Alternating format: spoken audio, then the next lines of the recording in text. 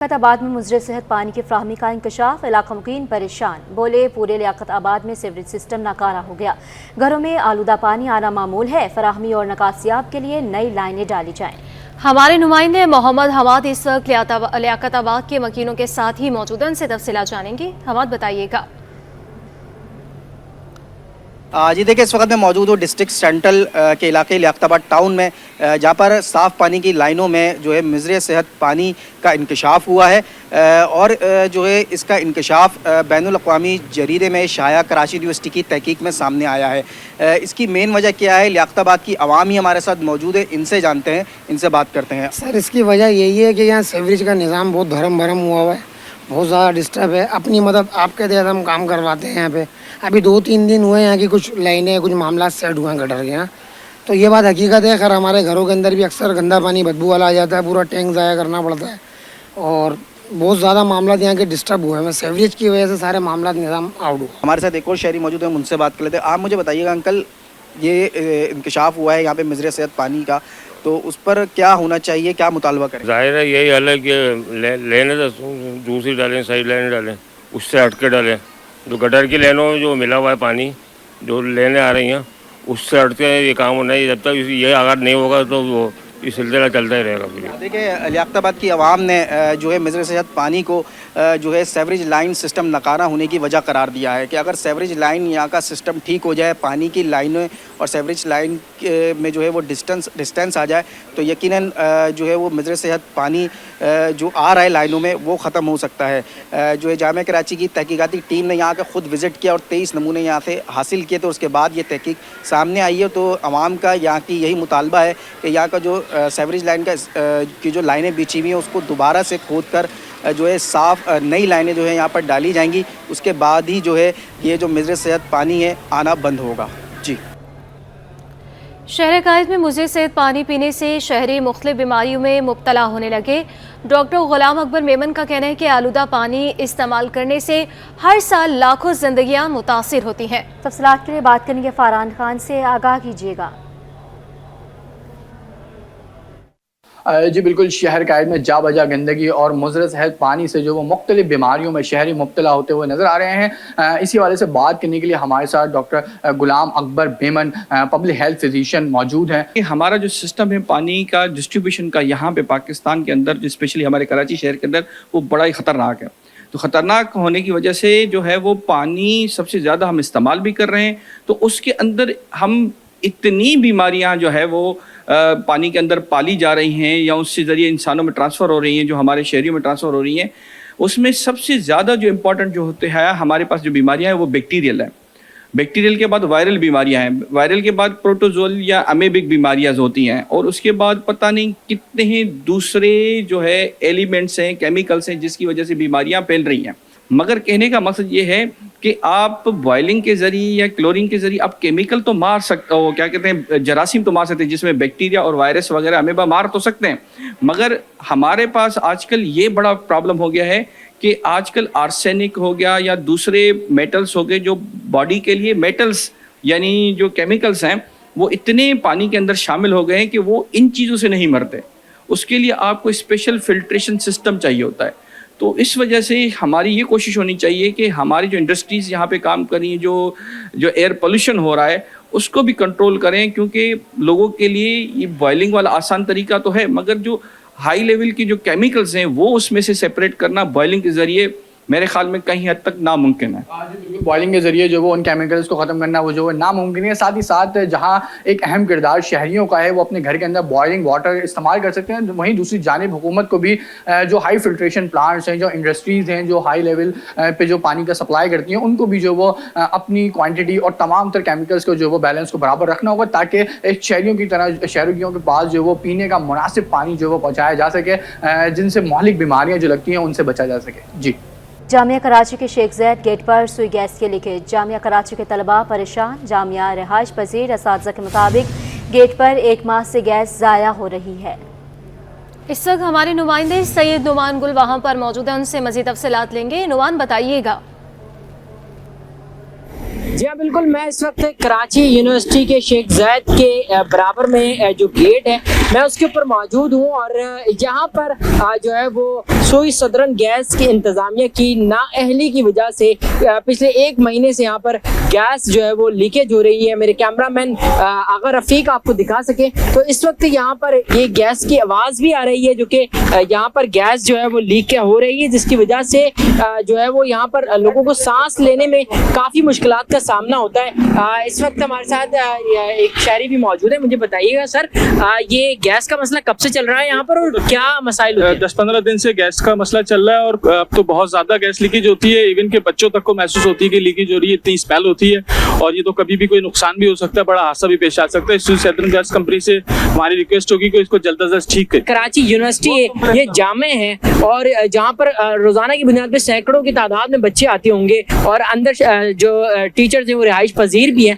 تو یہ گیس کا مسئلہ کافی سنگین ہوتا نہیں جا رہا؟ جی بالکل، اس کی وجہ سے جو ہمارے لیبس ہوتی ہیں ڈپارٹمنٹ میں اور رہائشی جو علاقے جن میں گیس کی ضرورت ہوتی ہے، اس گیس لیکیج کی وجہ سے وہاں پہ پریشر بھی کم ہے اور آئے دن گیس بالکل ہی غائب ہوتی ہے، اور حادثات کی بڑی وجہ بن سکتا ہے۔ تو اور کمپلین بھی کراچی یونیورسٹی نے کافی دفعہ کی ہے، لیکن کمپلین نمبر بھی ہمارے پاس موجود ہے، لیکن کوئی سنوائی نہیں ہو رہی ہے۔ ٹھیک ہے، کئی طور پر اس وقت کمپلینز بھی کی جا چکی ہیں، لیکن ان تمام چیزوں کے باوجود جو سوئی صدرن گیس کمپنی ہے ان کی جانب سے کوئی سنوائی نہیں ہو سکی ہے۔ پچھلے 1 ماہ سے جو ہے وہ یہ اس وقت گیس جو ہے وہ کراچی یونیورسٹی کے گیٹ پر لیک ہو رہی ہے، لیکن متعلقہ حکام اس پر ایکشن لینے کو تیار نہیں ہے۔ جی پنشن فنڈز میں مبینہ بے ضابطگیاں، آڈیٹر جنرل کی رپورٹ میں انکشافات۔ رپورٹ کے مطابق پنشن فنڈز کا ریکارڈ پیش نہیں کیا گیا۔ آڈیٹر جنرل کی جانب سے پبلک پرائیویٹ پارٹنرشپ کے منصوبوں کے اخراجات پر اعتراضات۔ سندھ کے مختلف اضلاع میں ہنگامی بنیادوں پر کروڑوں روپے خرچ ہوتے ہیں۔ قاسم سراج سومرو بولے ہنگامی اخراجات کا سالانہ منصوبہ بنایا جائے۔ سیکرٹری خزانہ بولے پبلک پرائیویٹ پارٹنرشپ کے منصوبے آڈٹ کے فریم ورک میں نہیں آتے۔ ڈویژنل اکاؤنٹس افسران محکمہ خزانہ کے ماتحت نہیں، ڈویژنل افسران اکاؤنٹنٹ جنرل کے ماتحت ہیں۔ چیئرمین پی ایس سی نے محکمہ خزانہ کو 15 دن کی مہلت دے دی ہے۔ نثار کھوڑو بولے آئندہ اجلاس میں ڈویژنل اکاؤنٹس افسران کو بلائیں گے۔ مزید تفصیلات جانتے ہیں عاجز جمالی سے، آگاہ کیجیے گا۔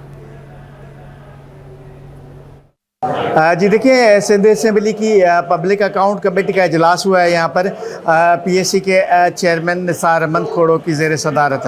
آج جو محکمہ خزانہ کے بارے میں اجلاس تھا، جس میں سندھ بھر کے محکمہ خزانہ کے جو ضلعی اکاؤنٹس افسران تھے وہ بھی شریک تھے۔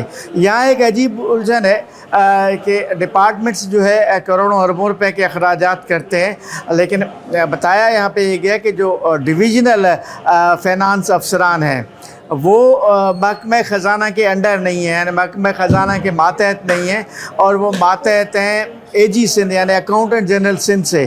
تو یہ ایک الجھن تھی جو سیکریٹری خزانہ نے بتایا اجلاس کو، فیاض جتوئی نے، کہ کیونکہ ہم ڈویژنل جو افسران ہیں ان سے بعض پرس نہیں کر سکتے، ان سے پوچھ نہیں سکتے۔ تو اس پہ چیئرمین پی ایس سی نثار احمد کھوڑو نے کہا تھا کہ جو فریم ورک ہے محکمہ خزانہ کا اس کو تبدیل کرنے کی ضرورت ہے، اور جو نیا ایکٹ بنا ہے محکمہ خزانہ کے حوالے سے تو اس پہ عمل کیا جائے۔ اور نثار احمد کھوڑو نے کہا ہے کہ آئندہ آنے والے اجلاسوں میں جو ڈویژنل اکاؤنٹس افسران ہیں ان کو بھی پبلک اکاؤنٹس کمیٹی کے اجلاس میں بلائیں گے۔ یہاں پہ یہ بھی بتایا گیا کہ سندھ کے مختلف اضلاع جن میں بدین ہے، جامشورو ہے، ٹھٹھا ہے، سانگڑ ہے، حیدرآباد ہے، ان مختلف اضلاع کے اکاؤنٹس کے معاملات میں کہیں کہیں گڑبڑ بھی تھی۔ قاسم سراج سومرو نے یہ اعتراض اٹھایا کہ ہر مہینے 15,000 کے نام پہ یہ ایمرجنسی کیوں ہے؟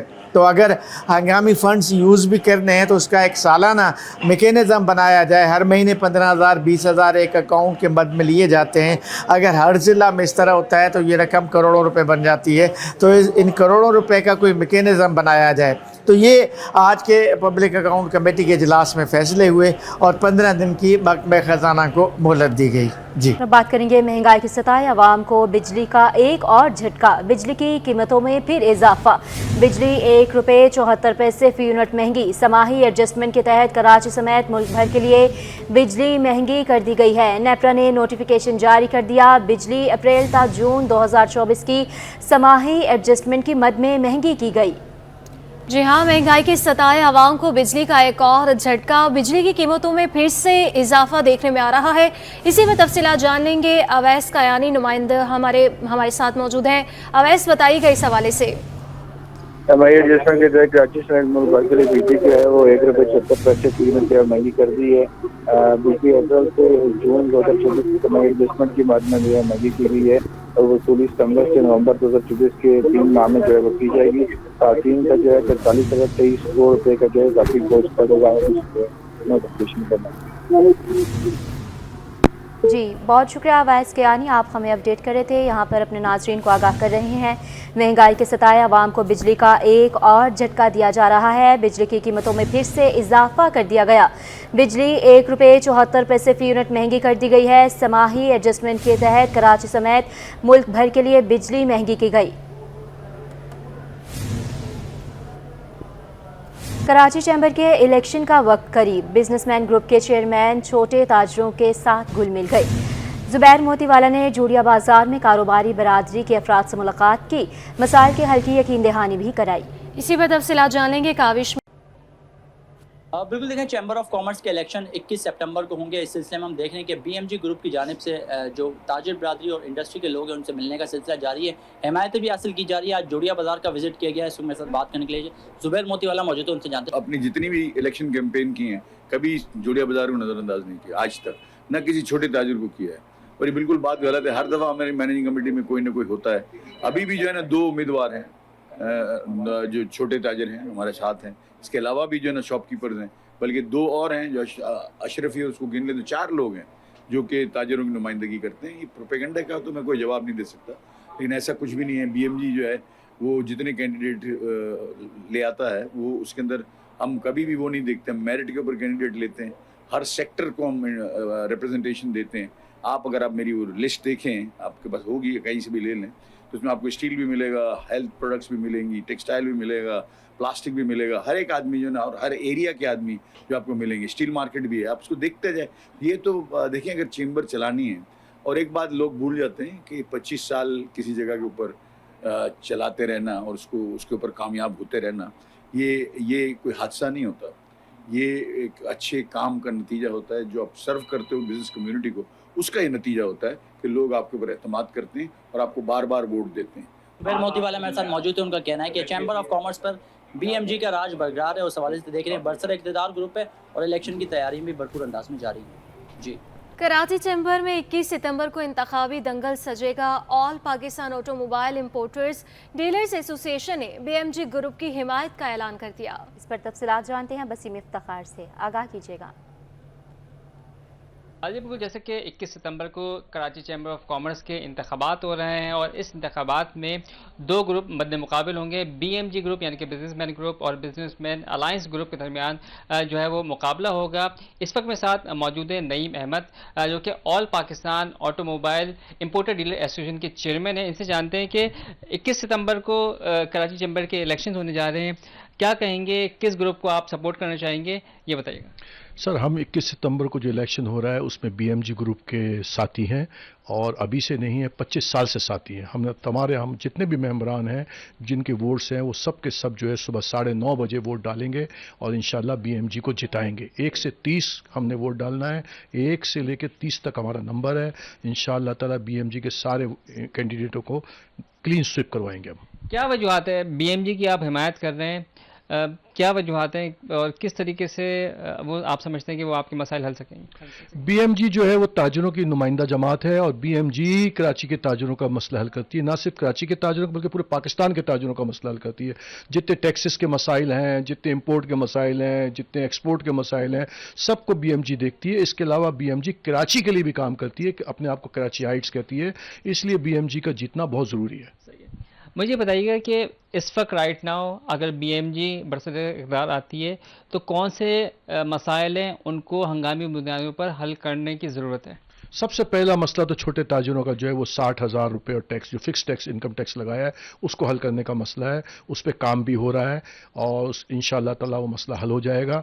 इसके अलावा बिजली का पावर का मसला है, अगर बिजली सही नहीं होगी तो एक्सपोर्ट नहीं होगी, सही नहीं होगी, ठीक है। इसके अलावा कराची में लॉ एंड ऑर्डर का मसला है, कराची में सड़कों का मसला है, तो इस सब पे BMG इस पे भी काम करती है। लेकिन मेजर जो मसले हैं वो कराची में जो है वो ज़्यादातर तजारत के जो मसले हैं उसमें टैक्स का मसला है और इसमें ये एक्सपोर्ट और इंपोर्ट और इसमें जो मसाइल हैं उसका मसला है।